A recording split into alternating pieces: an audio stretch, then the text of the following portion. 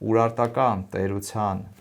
այսպես ասած, կրոնի, պատկերագրության, պաշտամունքի, վիզուալ արվեստի կարևորագույն սկզբնաղբյուրներից մեկը համարվում է վերին անձավ հնավայրից գտնված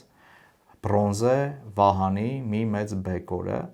որը շատ վատ վիճակում էր գտնվել, սակայն հետագա լաբորատոր հետազոտություններից հետո հնարավոր եղավ վերականգնել այդ բեկորի պատկերագրությունը։ Ինչ է սա։ Այդ Վահանի բեկորին մենք տեսնում ենք ձախ կողմում աստվածների շարք, և աստվածների շարքը գլխավորում է գերագույն աստված Խալդին, ինչն է թույլ տալիս մեզ նրան նույնացնել Խալդիի հետ, որովհետև նա ամբողջովին բոցերի մեջ է, վազքի մեջ գտնվող մի երիտասարդ, մի ձեռքին աղեղ է բռնած, մի ձեռքին բոցեղեն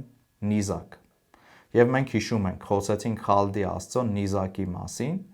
Խալդի շուրիի մասին, և ուրարտական աստվածները օգնում են ուրարտական բանակին հաղթելու թշնամի ասորեստանցիներին։